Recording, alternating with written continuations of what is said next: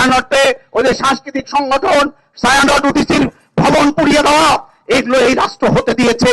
এবং নির্বাচন শুরুর সময় আমরা দেখেছি কি হয়েছে।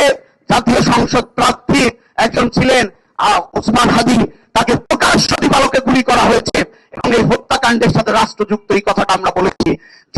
যে খুন করেছে ওসমান হাদিকে, সে স্বরাষ্ট্র মন্ত্রণালয়ের মাদক বিরোধী ক্যাম্পেইনে অংশগ্রহণ করেছে, সেই বিজ্ঞাপনে অংশগ্রহণ করেছে সেই ফয়সাল করিম। ওই যে ওসমান হাদির হত্যাকাণ্ড দেখলাম আমরা এক শ্রমিক ভাই দীপু দাসকে পুড়িয়ে মারতে দেখলাম।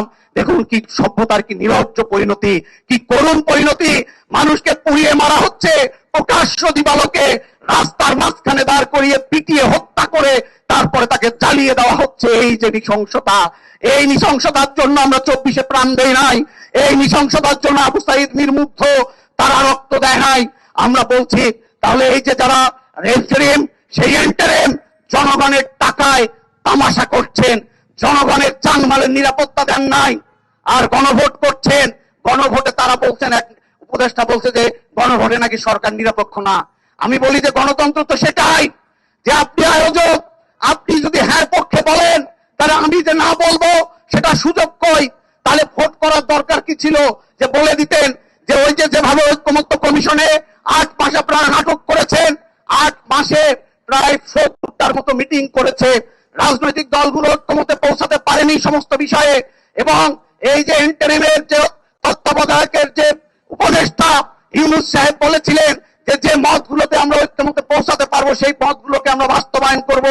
আমরা দেখলাম 84-টির মতো প্রস্তাব এসেছিল, সেই সময় এগুলো নিয়ে সবগুলো দলের ঐক্যমতে পৌঁছানো সম্ভব হয়নি।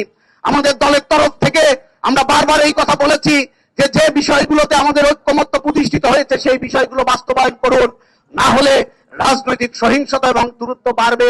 আমরা দেখলাম সর্বশেষ যখন গণভোট করা হলো 48টা প্রশ্নকে, সংস্কারের প্রশ্নকে 4টা প্যাকেজ করে এটাকে গণভোটে নিয়ে যাওয়া হলো।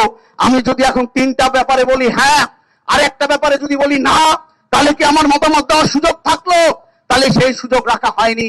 বন্ধুগণ, এই তো হচ্ছে ব্যাপার, এই তো হলো তার গণভোট, এই হচ্ছে তার সংস্কার। সংস্কারের নমুনা কি? ওই সিন্ডিকেট ভাঙে নাই। সংস্কারের নমুনা কি? ধর্ষণ, খুন, নিপীড়ন বেড়েছে।